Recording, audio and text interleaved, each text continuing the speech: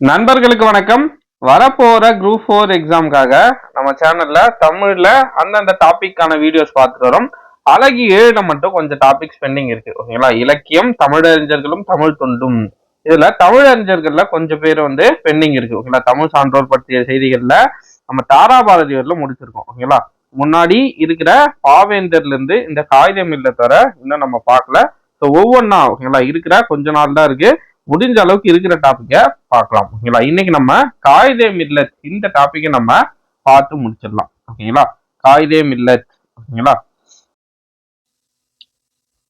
7ஆம் வகுப்புல புதிய புத்தகத்துல ஓகேங்களா கண்ணியமிகு தலைவர் அப்படின்ற தலைப்புல ஒரே ஒரு பாடம் மட்டும்தான் காயிதே மில்லத் அவரை பத்தின பாடம் கொடுத்துருக்காங்க. ஸோ இந்த லெசனை மட்டும் நம்ம படிச்சாலே போதுமானது. ஓகேங்களா? இதுலயே நிறைய டேட்டாஸ் இருக்கு. இதுல இருந்தே அவங்க கேள்விகள் நிறையவே கேட்கலாம். ஓகேங்களா? அதனால இந்த புத்தகத்துல இருக்கிற டேட்டாஸை நம்ம பார்த்தாலே போதுமானது. இதை பார்த்துட்டு ப்ரீவியஸ் இயர் கொஸ்டின் ஒரு 2 கொஸ்டின் இருக்கு, அதையும் பார்த்து முடிச்சிடலாம். ஓகேங்களா? ஃபர்ஸ்ட் காயிதே மில்லத் யார் இவர் அப்படின்னு பார்த்தோம்னா, ஃபர்ஸ்ட் ஓகேங்களா சிம்பிளா நான் இவரை பத்தின ஒரு ஓவரால் வியூ கொடுத்துறேன். அப்புறமா நம்ம புத்தகத்துக்கு உள்ள இருக்கிற டேட்டாஸ்க்கு போகலாம். ஓகேங்களா?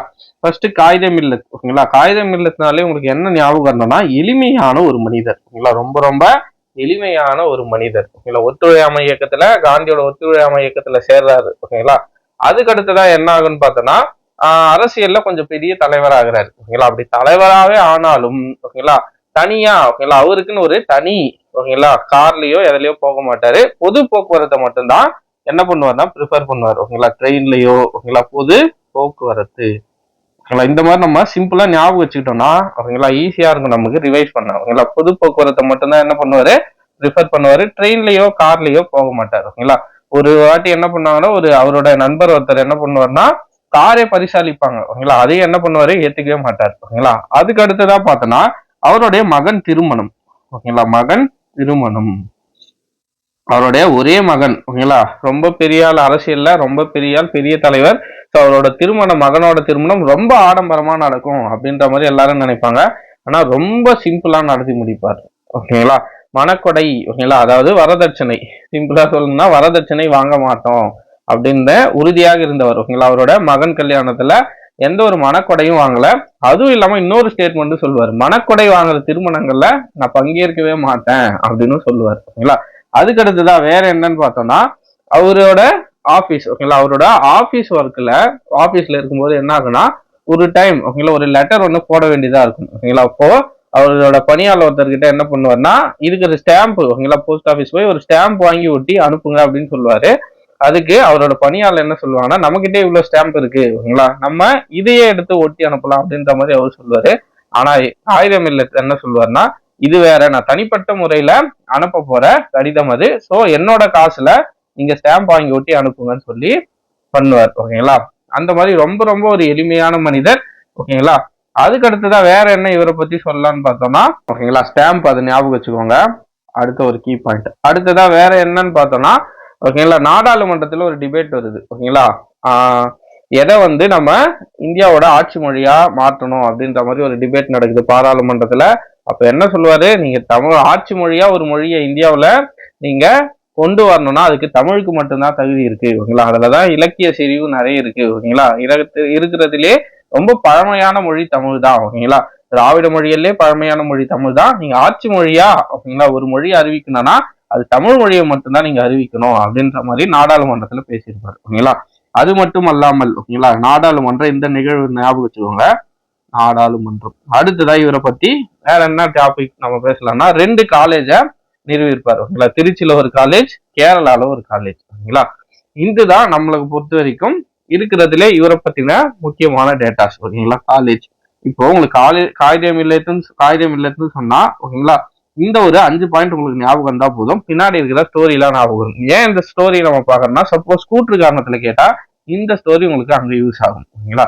ஃபர்ஸ்ட் காயிதே மில்லத் ஓகேங்களா இவருடைய பேருக்கான ஓகேங்களா ஃபர்ஸ்ட் இவருடைய இயற்பெயர் என்ன அப்படின்னு நமக்கு தெரியணும். ஓகேங்களா?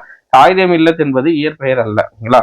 காயிதே மில்லத் என்பது அவருடைய இயற்பெயர் அல்ல.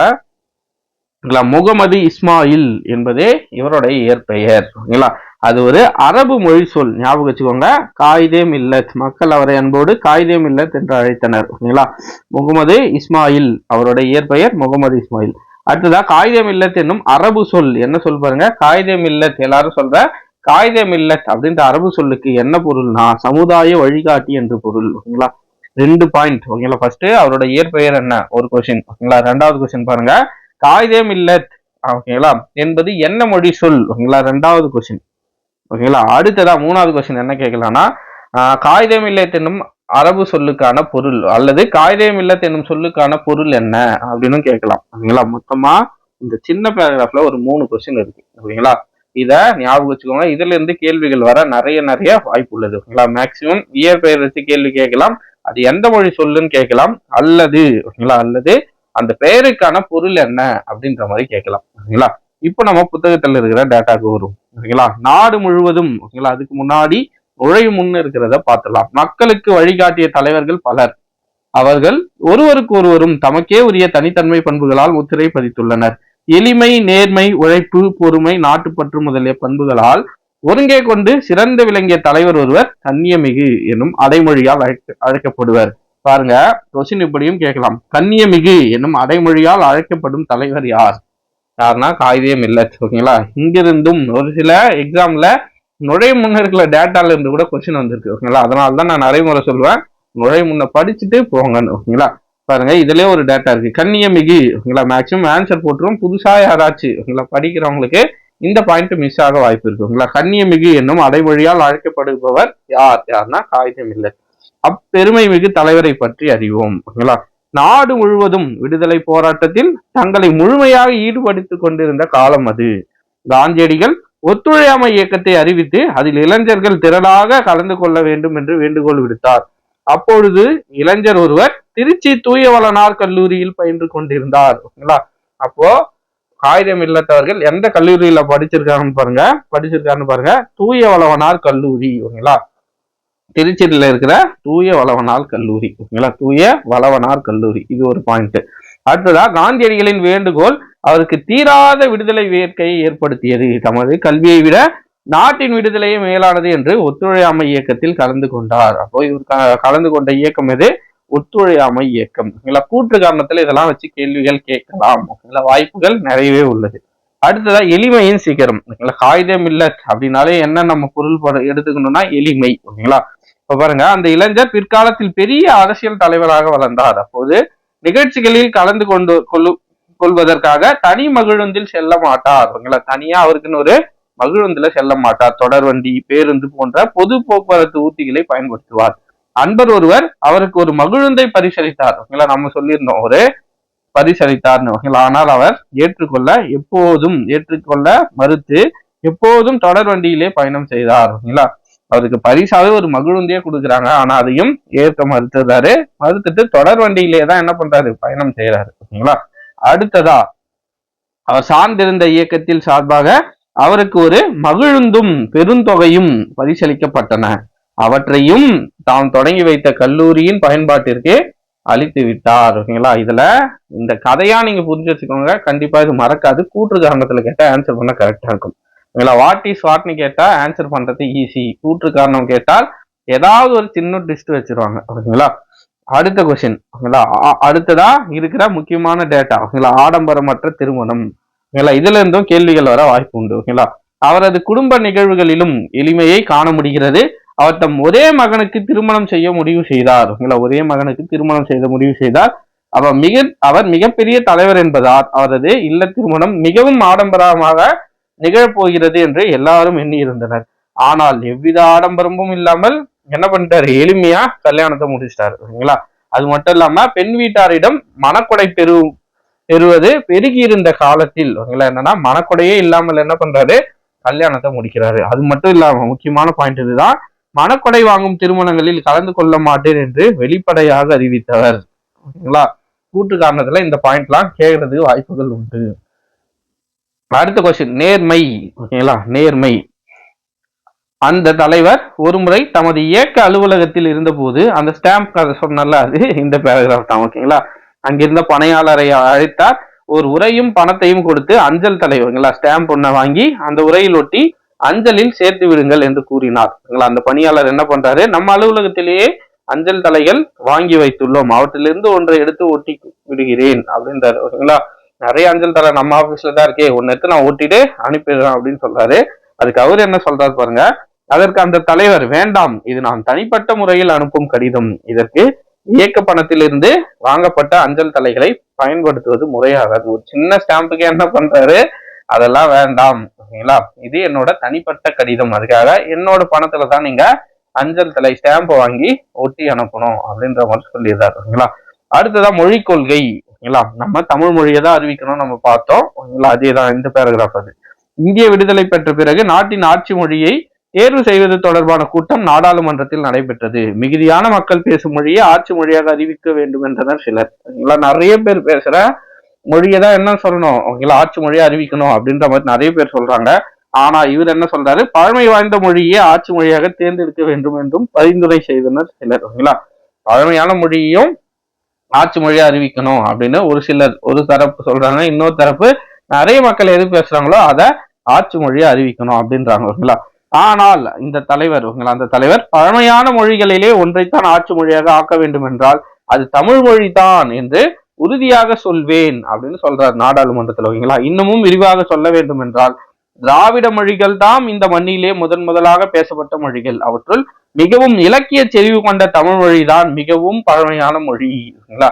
தமிழ் தான் பழமையான மொழி, எனவே தமிழ் மொழியை நாட்டின் ஆட்சி மொழியாக அறிவிக்க வேண்டும் என்று குறிப்பிட்டார். அடுத்ததான் நாட்டுப்பற்று. அந்த தலைவரின் உள்ளத்தில் எப்போதும் நாட்டுப்பற்று மேலோங்கி இருந்தது. இந்தியாவுக்கும் சீனாவுக்கும் இடையே 1962ஆம் ஆண்டு போர் மூண்டது, ஓகேங்களா, இந்தோ சைனா வார். அப்போது தனது ஒரே மகனை போர் முனைக்கான அனுப்ப ஆயத்தமாக இருப்பதாக தெரிவித்து ஜவஹர்லால் நேருக்கு என்ன பண்றாரு, ஒரு கடிதத்தை எழுதுறாரு, ஓகேங்களா. இத்தகைய சிறப்புகளுக்கு எல்லாம் உரிய தலைவர் யார் தெரியுமா? நம்ம ஆல்ரெடி பார்த்துட்டோம். யாரு? அவர் தான் கண்ணியமிகு காயிதே மில்லத், ஓகேங்களா. அவரோட இயற்பெயர் என்ன? முகமது இஸ்மாயில், ஓகேங்களா. காயிதே மில்லத் என்பது அரபு மொழி சொல், அதற்கு பொருள் சமுதாய வழிகாட்டி, ஓகேங்களா. அடுத்ததான் இந்த பாக்ஸ்ல இருக்கிற 2 டேட்டா ரொம்ப ரொம்ப ரொம்ப முக்கியம், ஓகேங்களா.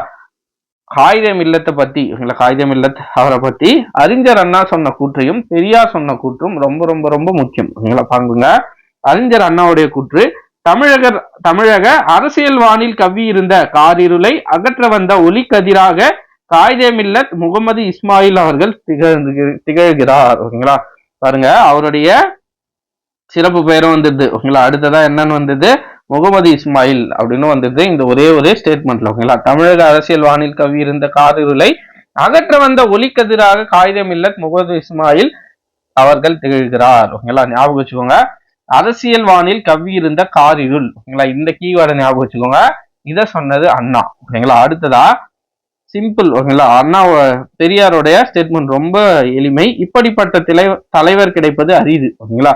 அவர் நல்ல உத்தமமான மனிதர், ஓகேங்களா.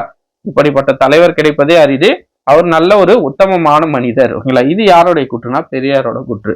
இந்த 2 கூற்று ஞாபகம் வச்சுக்கோங்க. இதுல இருந்தும் கேள்விகள் வர நிறைய நிறைய நிறைய வாய்ப்புகள் உள்ளது, ஓகேங்களா.